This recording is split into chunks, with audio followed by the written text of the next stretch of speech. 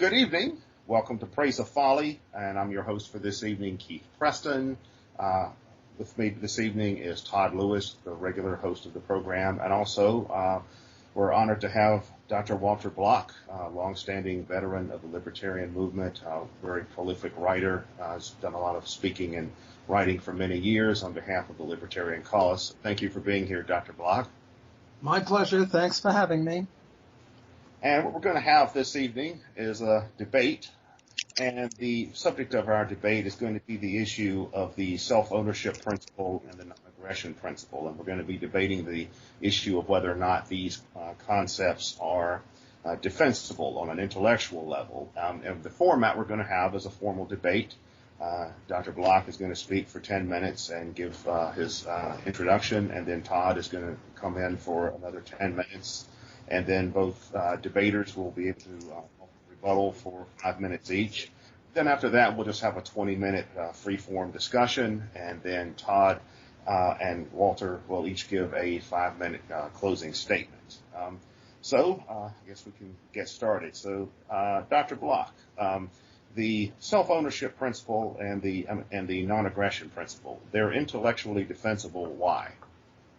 Well, I think not only are they intellectually defensible and coherent, but they are the heart and soul of libertarianism. Without them, there is no libertarianism, there's no libertarian movement, there's no liberty, there's no nothing. So I think not only are they intellectually defensible, but they are the very core of our philosophy. And I assume we're all libertarians here, and we're just arguing about whether libertarianism can be based on these two things, private property rights and the non-aggression principle. But whether we are or not, I don't care. I still think that these are the core of libertarianism, and I'm a libertarian, so I'm ready to defend them. And the way I see things, not only libertarianism, but all political philosophies have to answer questions in three different realms. One is economics, another one is personal liberties, and the third one is foreign policy. I think whether you're a commie or a Nazi or a Republican or a Democrat or whatever you are, a Green, you have to answer these if you want to have a coherent philosophy that touches all bases. So let's take them one by one, and let me try to see how the private property rights and the non-aggression principle can be applied to all of them. But before I do, let me just say a little bit about what the non-aggression principle is and what the private property rights are. Well, the non-aggression axiom or the non-aggression principle just says keep your mitts to yourself. Don't grab other people or their property. And I think that if everyone adhered to that, we'd have a very good society. We'd have a very wealthy one and a very ethical one, because I think that failure to adhere to those principles gets us into a lot of trouble. You really need private property rights, because suppose, Keith, I see you have a nice jacket on, and suppose I were to go over and grab that jacket off of you and sort of wrestle it off you and race away from you with that jacket that you're now wearing. The question is, have I initiated violence against you? Have I violated your rights? Have I violated the non-aggression principle? And it really depends upon whose jacket that is. If that's your jacket, as it is, as a matter of fact, well, then I'm a bad guy and I violated the non-aggression principle. On the other hand, if you stole that jacket from me yesterday and now I'm just repossessing it, well, then you're the bad guy. So you really can't tell whether something is an invasion or a violation of the non-aggression principle unless you have a theory of private property rights also. So the way I see it, these two things, the non-aggression principle and private property rights, are two sides of the same coin. They're ineluctably connected, and you can't have one without the other. Well, how do we get private property rights?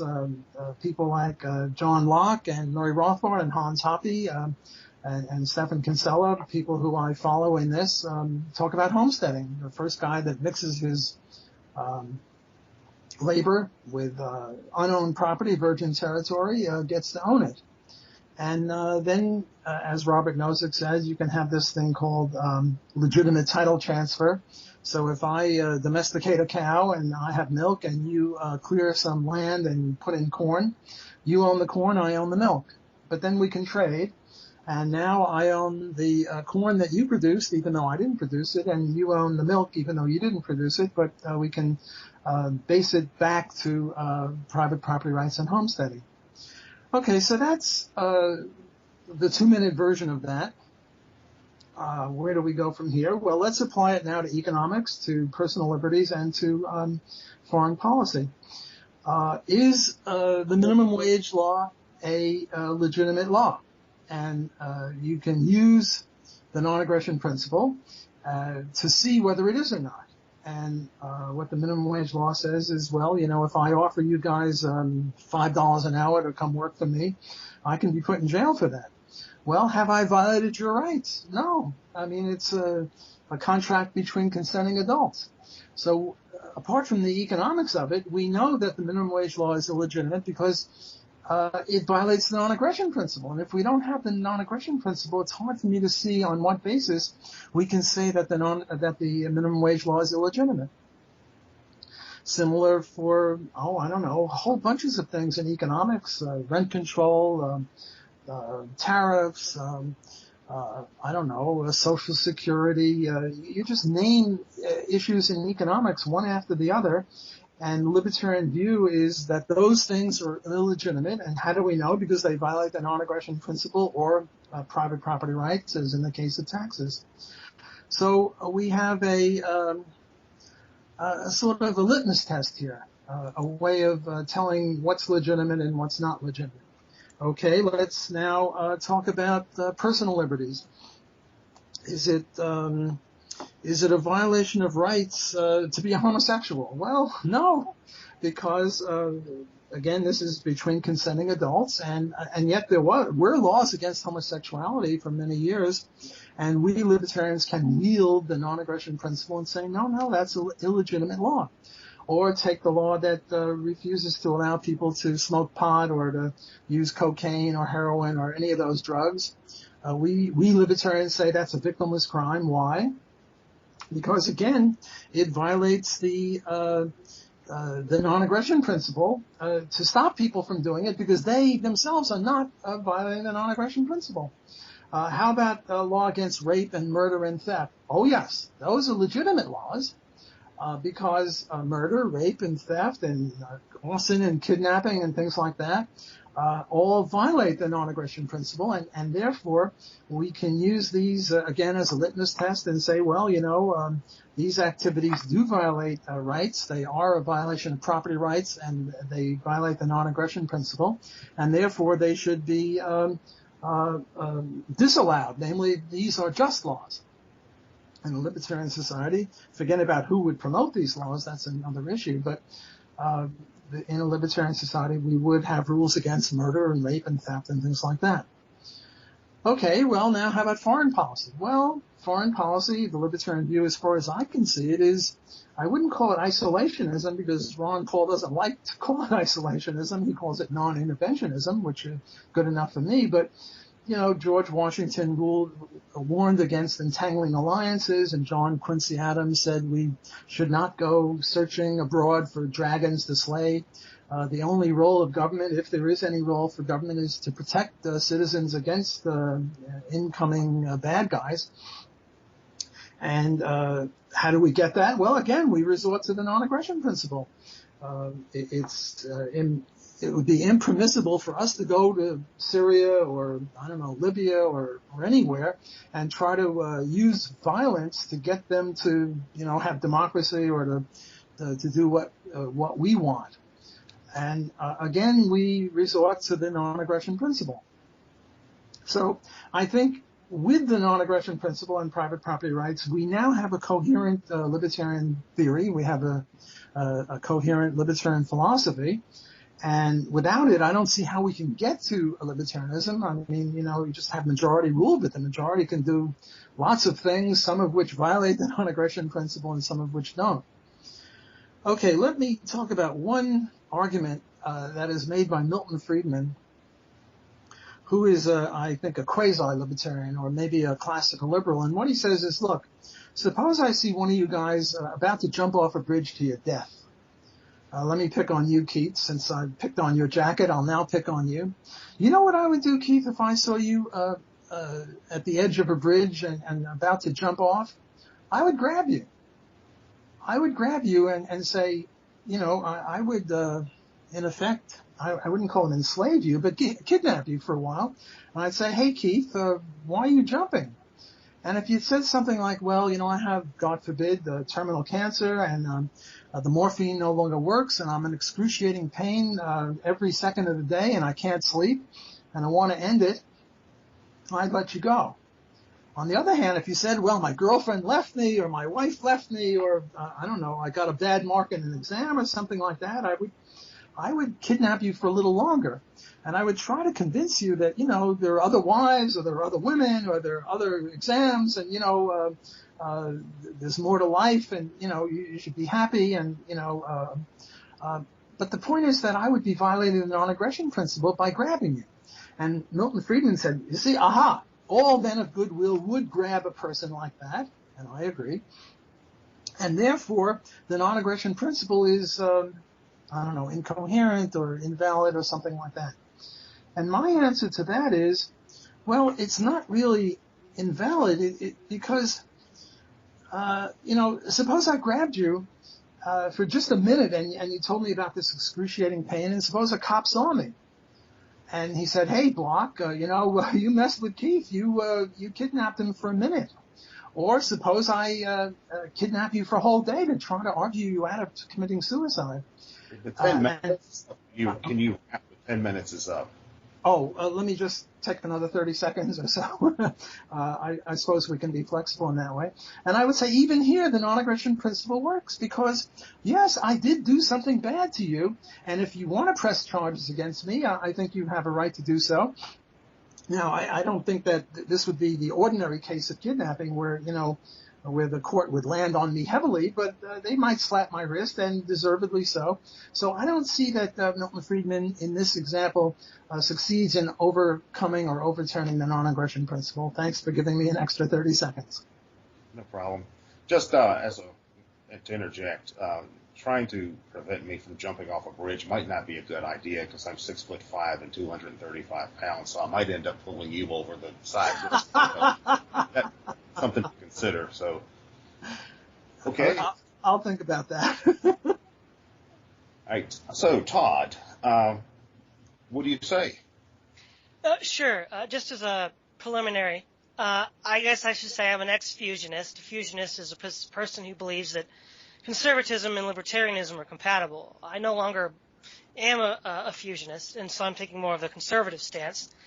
And I would argue that, I think Walter Block would agree as well, if you could demonstrate an idea to either have absurd conclusions or to be self-contradictory, that would constitute a valid refutation of the idea. And it seems to me from my studies of libertarianism that the principles of self-ownership and the principles of the non-aggression axiom, which Dr. Block has said are two sides of the same coin or a chicken and the egg kind of thing, which I think he's correct, those two ideas sort of cohere together and are the fundamental sort of foundational bedrock of libertarianism.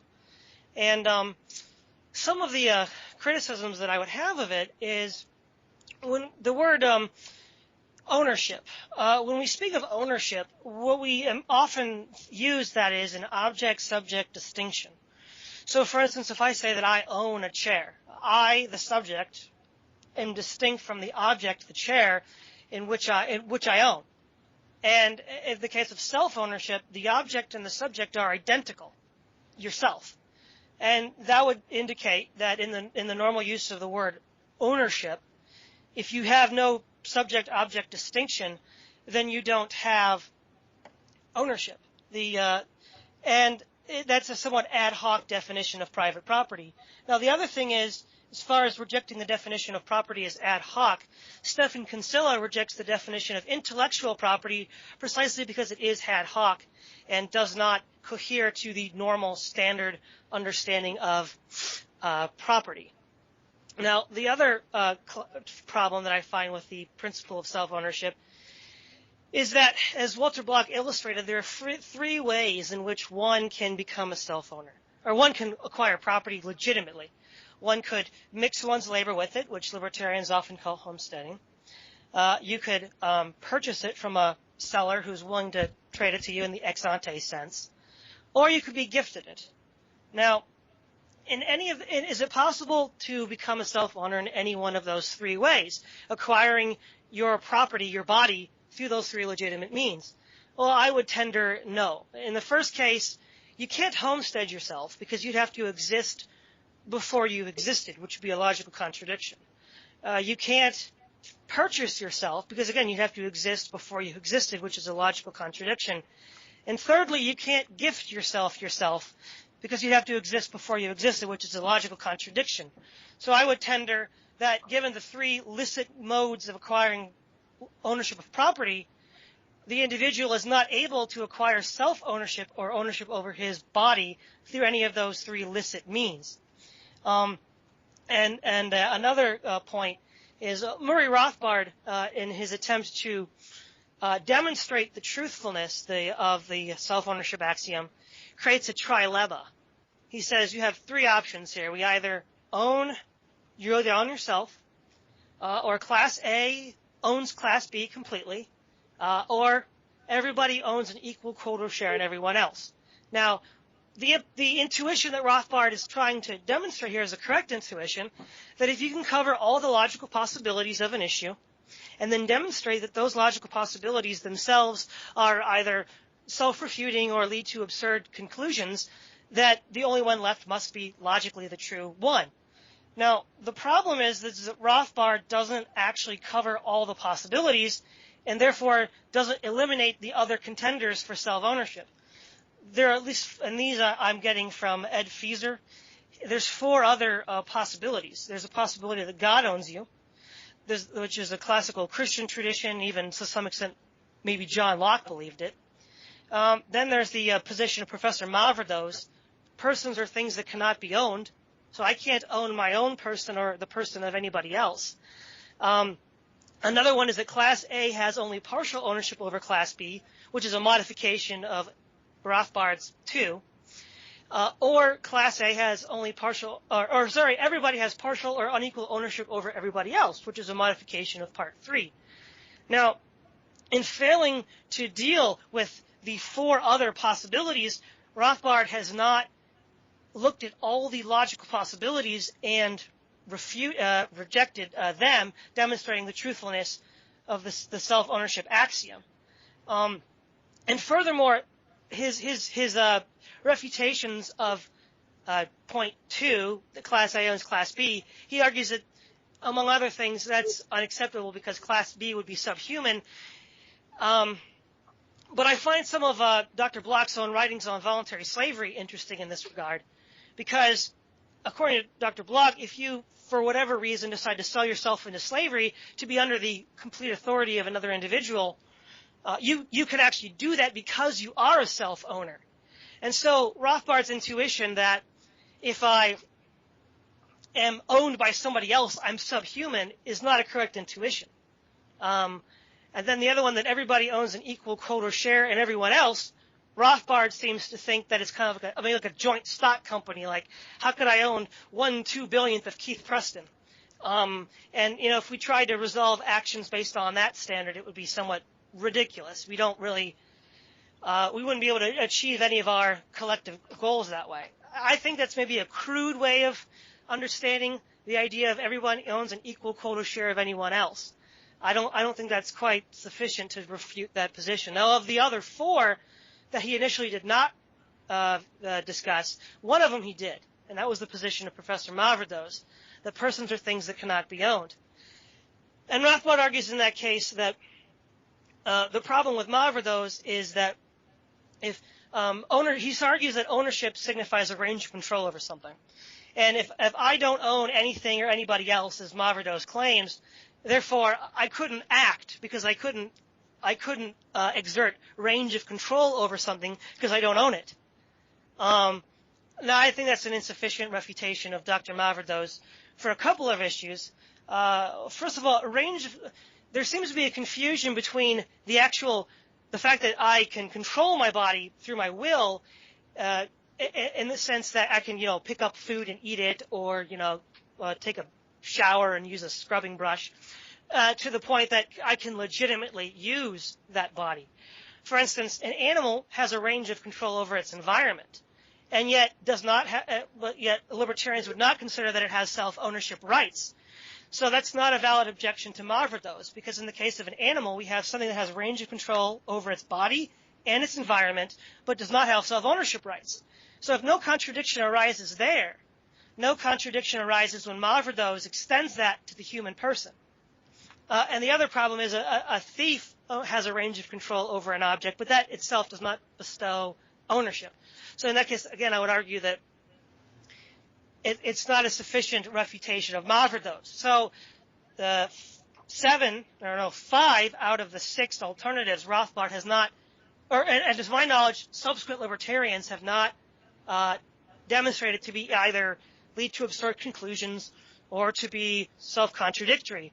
Therefore, I think all 6 have some merit as possible candidates for property ownership. And until those 5 candidates are destroyed or defeated in a logical system, then I don't believe that you can say self-ownership is the default position. Now, as far as the non-aggression principle, the non-aggression principle is the idea, as Walter explained, is the idea that you should not initiate force against somebody else. The initiation of force itself, and of course you're not supposed to initiate force because everybody's a self-owner and you'd be violating their property rights.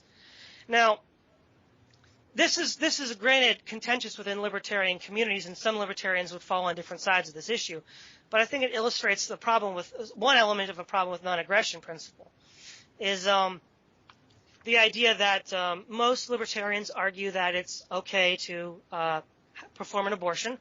And Dr. Block, and I think it's very old, well, not very old, but maybe 10 years old. I think it was your Radical Libertarianism podcast. I listened to most of those back in the day. And you said under very specific, unique circumstances, specifically if nobody wants a child, infanticide in certain cases could be legitimate. And so when Rothbard answers the Catholic interlocutor, hypothetical interlocutor, he says, in response to who has the right to life, he has the right to life, and Rothbard says, well, who has the right to be a trespasser? Oh, and often words trespasser, invader, et cetera, are often terms that are used. I would argue that that's a kind of category mistake. When I say someone's an invader or a trespasser, that implies that they freely, through volition, chose to violate my rights. If an animal or a mentally handicapped individual or a toddler crawls onto my property, they may be unwanted, but they're not, strictly speaking, trespassers or invaders, since they did not freely, volitionally choose to invade my property. So I think one could argue that that could constitute a violation of the non-aggression principle. But I think a far more serious objection to the principle that the initiation of force is in a systematic way is wrong is the family itself. If the state is a criminal institution because it constantly initiates force, then by definition every mother and father that's ever existed is a criminal, because for the first 10, 15, X number of years they constantly initiate force against their children. And so since their children, of course, up until a certain point. Todd, your 10 minutes is up. Okay. So, yeah, that's it. Okay. And so, Dr. Block, your rebuttal. Well, first, let me congratulate Todd for giving a very coherent, very knowledgeable, erudite criticism of the libertarian axiom, the libertarian principles. I think he did a great job. I can't see myself agreeing with him, but I acknowledge that he has a very powerful argument.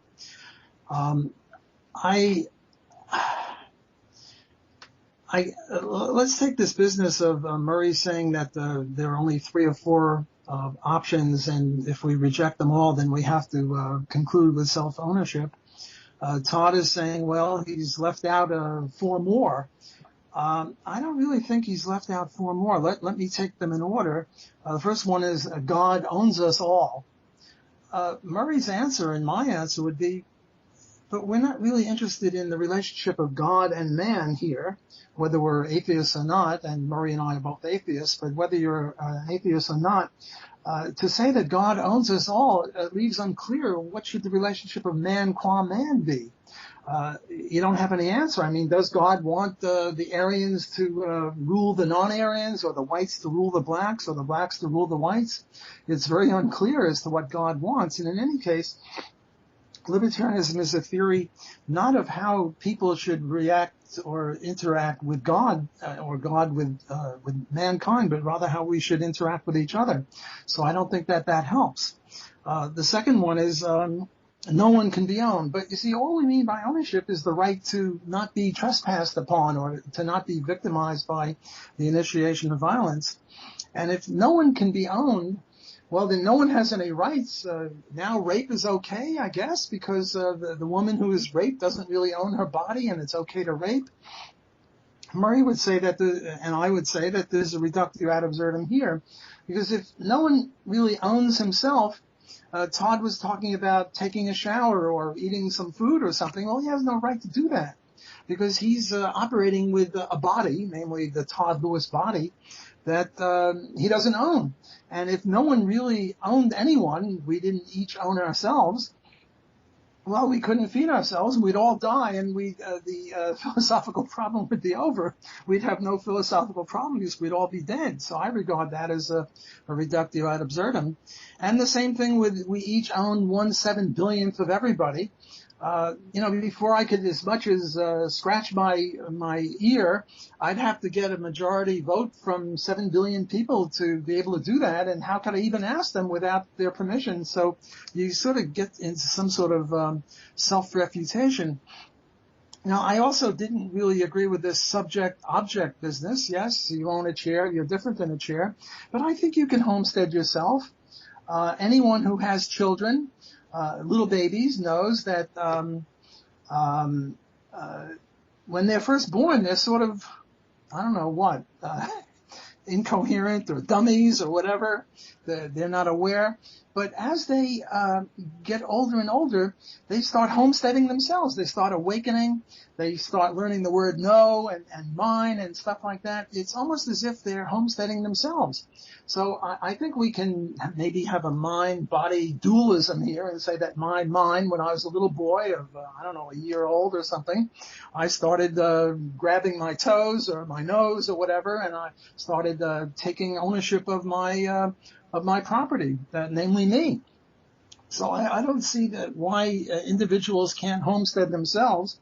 And with regard to animals, yes, it's true that animals act. They too scratch themselves or whatever they do. But I don't think that animals can be self-owners, which leads to the question, suppose we find Martians and they sort of look like, octopuses or something, and yet they're coherent and they can petition for their rights and promise that they won't violate our rights. Well, then I wouldn't consider them animals. But animals, I think, are different than us. One of the problems I also have with Todd's point is, well, I assume he agrees with me that murder and rape and theft are not good, and that the minimum wage and rent control and tariffs are not good, and that having imperialist warmongering efforts all around the world are not good. Well, why not? I mean, if you abjure the view of the non-aggression principle, if you don't uphold it, well, then why shouldn't we do all these things? And then also this thing with children. It's true that I had a debate with I forget his name, Stefan Molyneux, over should parents be allowed to spank children. And I took the view, not that we should have child abuse, God forbid, but, a little spanking when the little boy wants to run out and play in traffic or doesn't want to have his diaper changed. You can forcibly hold him down and change his diaper against his will. And I think that here, libertarianism, if you interpreted it in the slightest way sympathetically, we're always talking about between consenting adults. Well, it doesn't apply to children. Children aren't adults. So if one of you had an adult diaper and I forced you to change it, I'd be guilty of assault and battery. But with a kid, my kid of 2 years old, and if I forced him to change his diaper or changed it for him against his will, I wouldn't consider that assault and battery. Can you wrap it up? So your 5 minutes is up. Okay, I paused for breath. I shouldn't have. Go get him, Todd. Todd, you're up. Yeah, all right. I would say that some of the issues that were not explicitly dealt with were the issue of, well, let's see here. I don't think, maybe we can get into this in the 20-minute conversation, but I don't think Dr. Block adequately dealt with the problem of the inability to homestead oneself, given the three licit means of which one can acquire property. I also think that we might need to discuss a little bit more carefully what we mean by ownership and property, because I think it's fairly obvious that property denotes a subject-object distinction. And for instance, if Kinsella, and I think he's probably correct in this intuition, and many libertarians argue that the principle of intellectual property is not really property because it's not scarce. If I use your idea, I'm not preventing you from using that idea.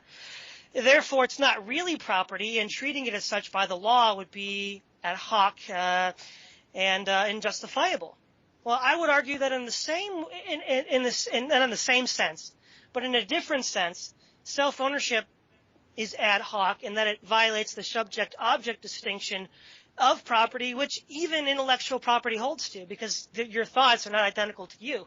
So in that sense, while it may be inadequate in other areas, the idea of intellectual property doesn't violate the principle of subject-object distinction. And as far as children, when Dr. Block said that children, libertarianism is a philosophy that deals with consenting adults. That's true, but ultimately what they end up doing is they end up treating children as adults. When Murray Rothbard says, what right does someone have to trespass on someone, he's treating a fetus as if it were an adult, because fetuses can't trespass because they can't freely choose to do anything. Whereas an adult, when I say that Keith Preston is trespassing on my property, what does that mean? Well, that means that Keith Preston is freely using his will to place his body on my property without my consent. Now, in the case of the fetus and Keith Preston, they may both be unwanted, but there's a key difference. Keith Preston chose to come onto my property without my consent, and the fetus didn't choose to do anything. When you have a court of law, if an insane man commits a crime, the general consensus is, there'll often be a plea of insanity, which means, well, he wasn't responsible for what he did, therefore he's not guilty, therefore no transgression occurred. Well, a fetus isn't guilty of trespass because no transgression occurred. It wasn't capable of making any sort of decision like that. And if it works for an insane man, it works for a fetus or a toddler or a 10-year-old. And I feel like that is a case of treating a child like an adult, which is unjustifiable for the very reason that you don't treat an insane man like a sane man. Now, granted, sometimes it's used as a ploy to get out of trouble. The guy really was sane, but he pleaded insanity to avoid a penalty. But we generally admit that no moral violation occurred if someone acted without proper mental faculties. And, of course, a fetus, an animal, and a child can't do that. So I do think they are applying adult rules to children, and that may or may not be a problem, but it's certainly, I think, an inconsistency given the inapplicability of applying these to children. And I don't feel that Dr. Block adequately dealt with the problem of parents consistently initiating force against children.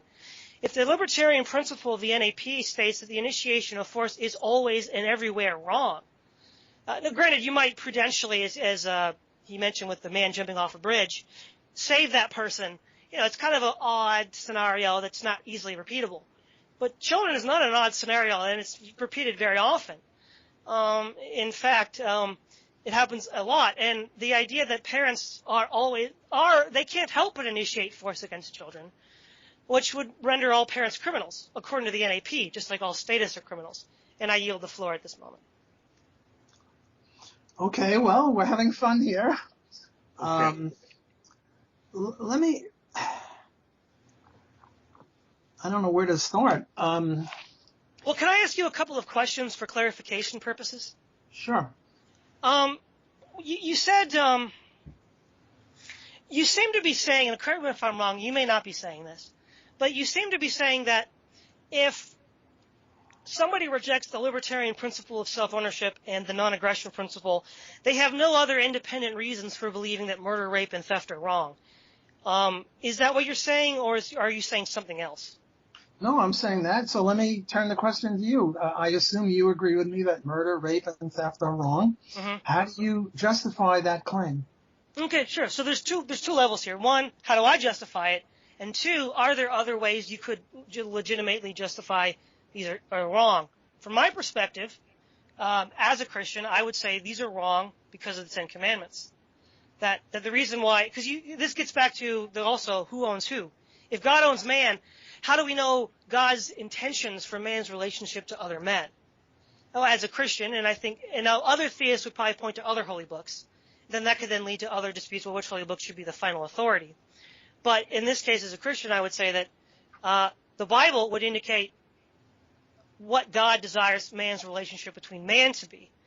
But I also think it's wholly unjustifiable to say that absent the self-ownership principle and the non-aggression axiom, that nobody could come up with a philosophy that would give good independent reasons for believing that murder, theft, and rape are wrong. Besides the one that I gave for myself, I can't give any for like maybe what a left-wing anarchist might give, which could be totally different than Walter's and mine, or one that, well, I guess to mention Keith Preston, you're kind of inspired by people like Max Stirner and Friedrich Nietzsche. Well, like them, you agree that there's nothing intrinsically wrong with murder. There's good reasons not to murder because of subsequent repercussions. I think there was something Stirner might have mentioned in one of his works, a kind of republic of these self-actualized individuals that kind of have this mutually assured destruction agreement. Yeah, they all know they could do these terrible things, but they don't because they don't want to have it done to them. Well, I would say, with regard to the Ten Commandments tell you not to murder, rape, or steal, I would say, but why? Why not? And I think you come back to self-ownership, that the reason is because the person is a self-owner. Let me ask you about this voluntary slavery business. The scenario that I give is my son, God forbid, has a horrible disease, and it'll cost $5 million to save his life, and Keith has long wanted me to be his slave. And I make a deal with Keith. He gives me $5 million. I give the $5 million to my son's doctors. We save my son's life. And I benefit because I value my son's life more than my freedom. And Keith values my servitude more than the $5 million. So as with all voluntary commercial interactions, there's mutual gain. Okay, and now Keith wants to whip me. And I would say that the reason he has a right to whip me is because I sold myself to him. I used to own myself, but he is now the owner of me, and he can treat me like his horse or his cow or his dog or whatever. So I certainly don't have the view that under no conditions can you initiate or may you initiate violence. Keith may initiate violence against me. So how do you stand, Todd, on voluntary slavery? Do you think it's a legitimate contract? 2 points I want to bring up with this. The first point is, I assume this is probably kind of hook onto my mentioning of it, but I want to clarify why I brought it up, and then I'll answer your question. The reason why I brought it up was Rothbard was implying in the case of A owns B that B is subhuman because B is owned by A. But I'm arguing that in the case that you gave, B is not subhuman. B is actually able to be a slave because he sold himself voluntarily into slavery. So I would argue that your own work undermines that intuition that Rothbard has. Now, second of all, do I agree that if somebody were to voluntarily contract it that way, yeah, I find that unobjectionable. That's quite a common tradition. In the 13 colonies, you had indentured servants. Even in the Old Testament, you had the idea of falling into debt and selling yourself into slavery to pay the debts. I find that to be legitimate. It's unfortunate. I would hope people wouldn't resort to that, but I don't think it's an illegitimate transaction. Okay, well, I disagree with Murray on this. Among libertarians, there is a dispute as to whether voluntary slave contracts are legitimate, but I certainly don't think that, it's always improper to initiate violence against people, and I've given one example. I even wrote about the libertarian concentration camp guard The idea here was that in the Nazi concentration camp guards, every concentration camps, every guard has to kill 100 innocent people a day. And what I do is I sign on as a guard, and I only kill 90 people in order to save 10 people, and I'm a murderer. I killed 90 people a day. Of course, the reason I did it was not to kill 90, but to save 10. And at the end, we have the Nuremberg trials. And I think if we use the non-aggression principle, I'm a murderer. And unless the heirs of the victims forgive me, I should be put to death for murder. So that would be another example of that. With regard to this, Kinsella's point about intellectual property, I agree with Stefan Kinsella. I'm a Kinsellian on that one. And as you ably put it, the point is that property rights only apply to scarce goods, and ideas are not scarce. If you know that E equals MC squared and Einstein invented it, he still has it even though you use it.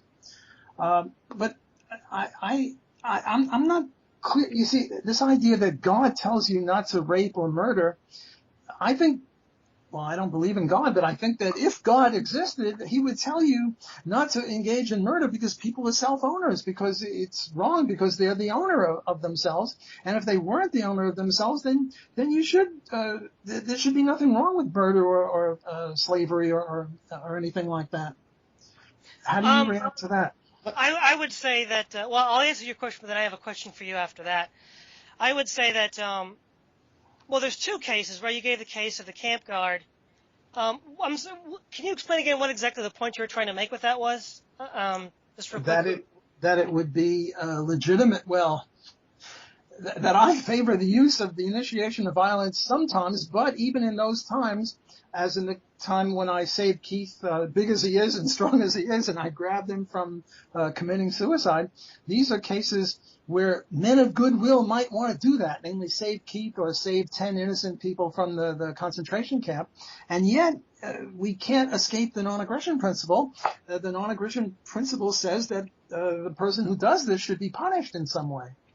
Okay, so this kind of reminds me of the case of Bonhoeffer. Bonhoeffer was a pacifist, but he chose to plot to kill Hitler. And he's like, I know it's wrong, and I shouldn't really be doing this, but men of goodwill should be doing this. I think that's kind of the analogy that you're drawing here. And I guess the way I'd run with that is, okay, you could say that men of goodwill could justify the initiation of force even though it's technically illegal and technically they could be prosecuted to the fullest extent of the law. Well, what I would say in that case is that parents should be fully prosecuted to the law for initiating force against their children. But no libertarian in their right mind would prosecute a parent for initiating force against their children, even though under the non-aggression principle, that would be the legal requirement. I would say that the reason for that is because children are not fully rights-bearing creatures yet. They're only fully rights-bearing when they become adults. Let me mention this other thing about the fetus and mens rea. And you said that the fetus can't be a trespasser. Let's take the case of rape, which eventuates in a pregnancy, and now the rape victim is pregnant. And you want to say that fetus is not a trespasser. I guess maybe we have a verbal dispute. I think that trespasser is. I think that fetus is a trespasser. Can I explain the distinction real quick? Sure, go ahead. The distinction between a fetus, let's use the example of rape, and then an actual trespasser. I agree that what they share in common is an unwanted presence. But what's distinct between the two is that the actual trespasser freely chose to violate your property. The fetus did not. And so let's say we're in a court and there's an insane man who commits a crime and his lawyer pleads innocent by insanity. While an insane man committing manslaughter and a sane man committing manslaughter lead to the same outcome, the insane man will be considered innocent of any moral transgression because he's insane. He's innocent by reason of insanity. Well, I would argue that a fetus is innocent of trespass by reason of lack of volition. If it's good enough for an insane man in a court of law, it's good enough for a fetus. Well, we're just having a verbal dispute. I think we agree on the facts, namely that the fetus who was a product of rape is, I don't know, shouldn't be there. Namely, there shouldn't have been the rape in the first place. You just want to reserve the word trespass for volition, and I think that the word is wider than that. But to your second question, you had a second question about God and self-ownership. I want to make sure I answer that before we move on. I don't want to not answer your question. Sure. I would argue that on the one hand, as an atheist, or Murray Rothbard and even Ayn Rand and yourself, I can't see why you would care about self-ownership, because if all that exists is matter and energy in the universe, and the universe, according to modern cosmology, is either going to end in a heat death or a big crunch, then nothing that you or I do has any possible value or meaning. So other than maybe a kind of a Sternerite prudentialist, I don't want to get stabbed in my sleep kind of mentality, I can't think of any reason to believe in objective moral duties. And I think in this case, Keith Preston and I might agree. In the absence of some sort of Platonic form or God, there's no reason for objective morals and duties. And so then you either left with a kind of, devil take the hindmost, or a kind of mutually assured destruction agreement that Sterner seems to advocate. But I have a question for you. Well, I've got one for you. My turn now. Okay. I don't really want to get into a debate over atheism, which would be a very interesting debate. I think that there are problems with the theist position. If God is so great, why do we? And He's benevolent, and omnipotent, right? Why do we have such misery? And David Hume, I think, did a great job in undermining the case for God. I wanted to ask you about, you're a conservative, and most conservatives that I know favor laws against prostitution, pornography, and marijuana and heroin. How do you stand on that? And how do you justify, well, first, how do you stand? Are you a libertarian on those issues, or are you a conservative on those issues? Yeah, okay. This answer, I'll give you a short answer. This could be really complicated. It could lead us very far off track, but I'll keep it simple, and then if you have more questions, we can talk about this later. As I identify with, are you familiar with the Amish and the Mennonites, Walter? Sure. Yeah, sure. You actually wrote an article about the Hunterites, I remember, justifying discrimination. I would be a conservative in that sense. So I would tend to identify with them. As far as my values. So I would condemn all those things. But as far as what the state should do or not do is partly my participation in that. I agree with them that I shouldn't participate in that. So for me, it's kind of a non sequitur because I'm not a part of that system. No, I don't understand you. Do you forget about whether you personally use prostitution or pornography or drugs? No, I don't mean that. I mean that. Do you favor laws against them? Yeah, okay, but that's what I was getting at. Sorry. I'm sorry. In that tradition, they don't believe that Christians should be involved in the civil magistrate. So what I'm saying is that I wouldn't be there to enforce those laws. So for me, it's not a choice that I would make. Do you see what I'm saying? No, I don't understand. Do you or do you not favor laws against these things? Okay, okay. Let me put it this way. I think that the state has a legitimate function to legislate against things such as prostitution and pornography. Now, I'll preface that by saying that as a Christian, I don't believe Christians should be involved in that. Now, that itself could be a whole other debate and discussion on its own, and I'd rather not get sidetracked on that at the moment. Well, what you said, I find it problematic, to be polite about it, to put people in jail for consenting adult behavior. How about homosexuality? Don't most Christian conservatives want to put gays in jail? Should gays go to jail? Some form of legal sanction, I think, is justifiable. Ay vey. Oy vey, exactly. That's Yiddish. I find that highly problematic. I mean, to put people in jail for adult consensual behavior, I find it appalling. I don't know. I sort of look upon you as a good guy. You're very bright and intelligent, and yet to want to put gays in jail and maybe behead them or something. I mean, we're now talking about ISIS or ISIL or those people. I mean, I find that very offensive. I mean, I'm not gay myself, and I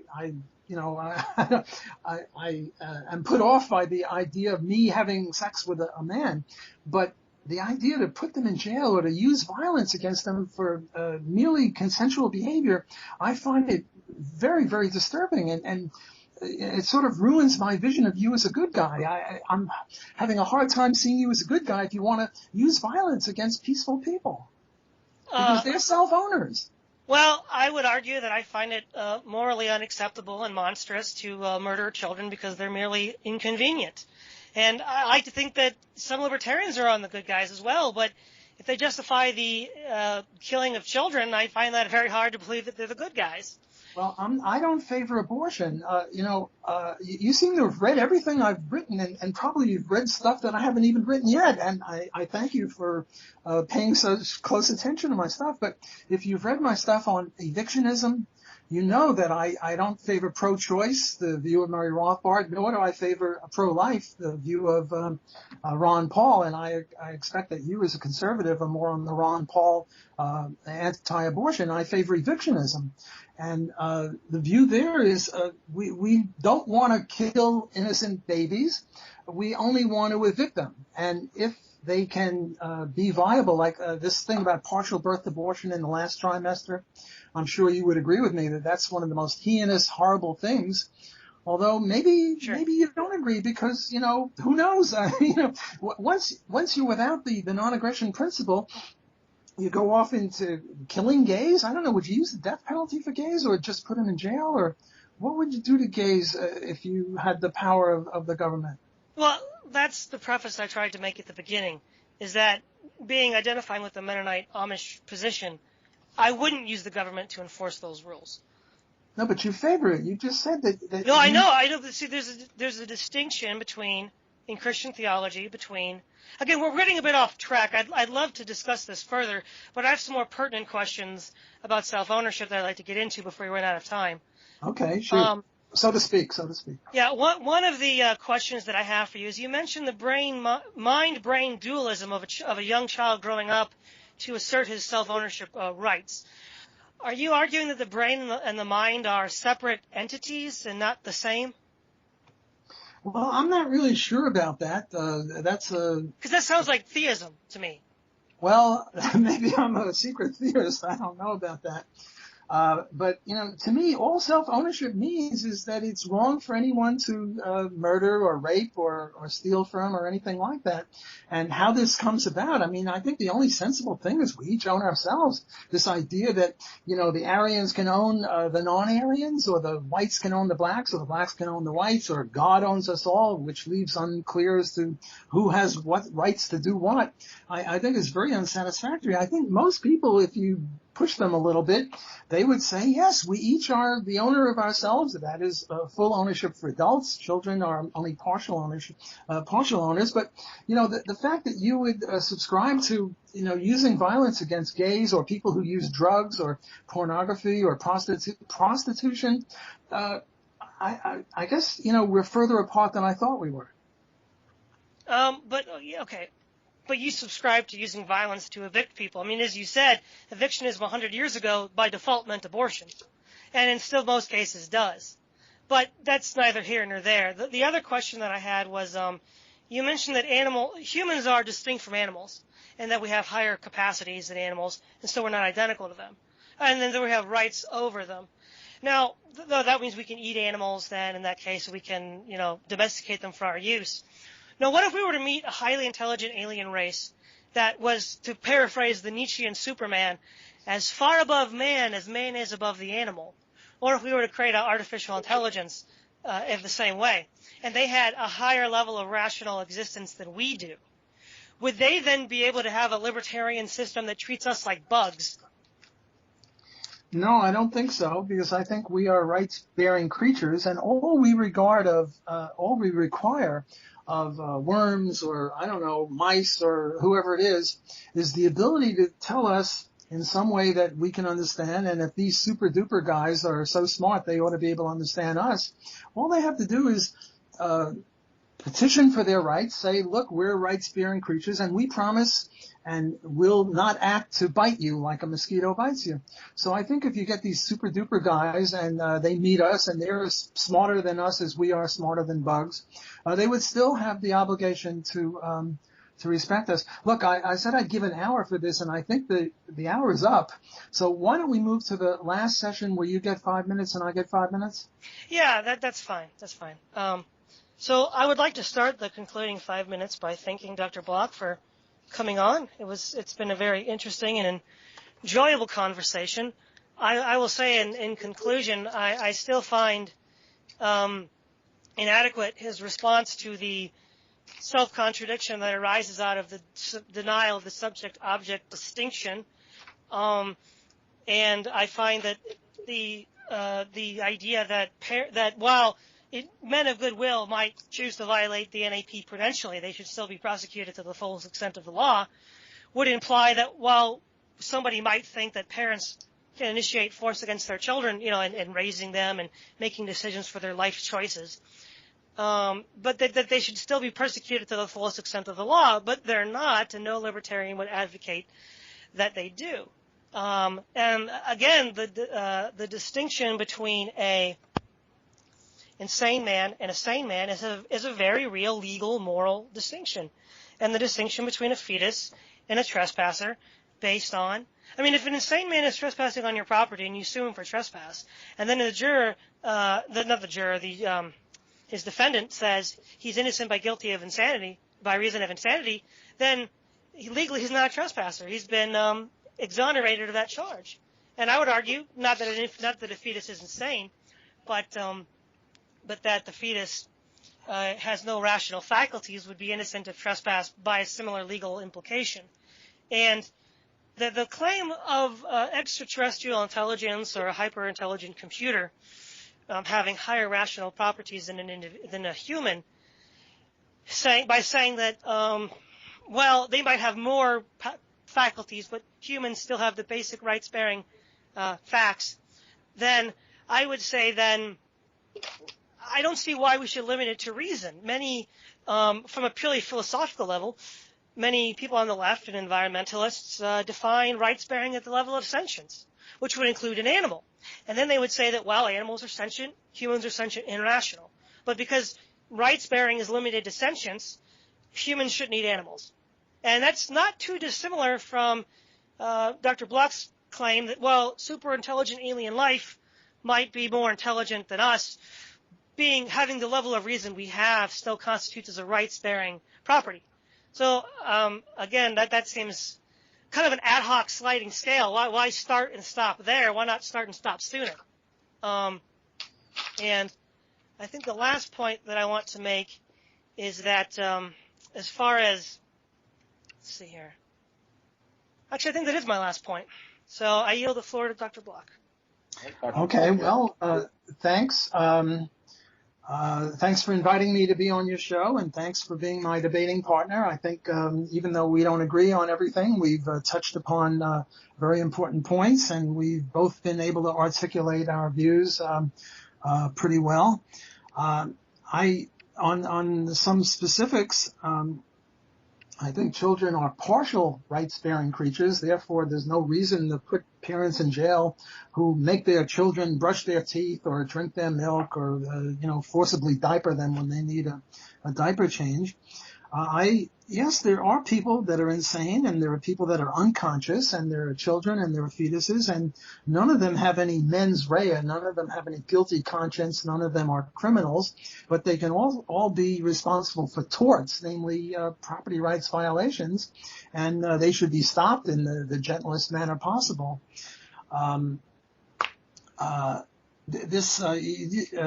Todd did mention collective goals. I don't think that there are any such things as collective goals. There are some goals that most people adhere to, but not all people.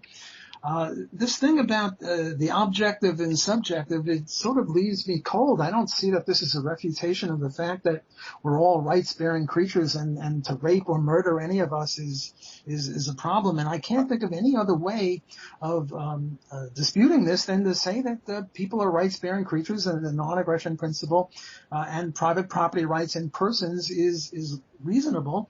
And this idea that God owns us all, and then there are many religions. Some religions say that we can kill infidels or atheists or gays or whatever. And, I'm not against religion that much, but people have been killed on the basis of religion.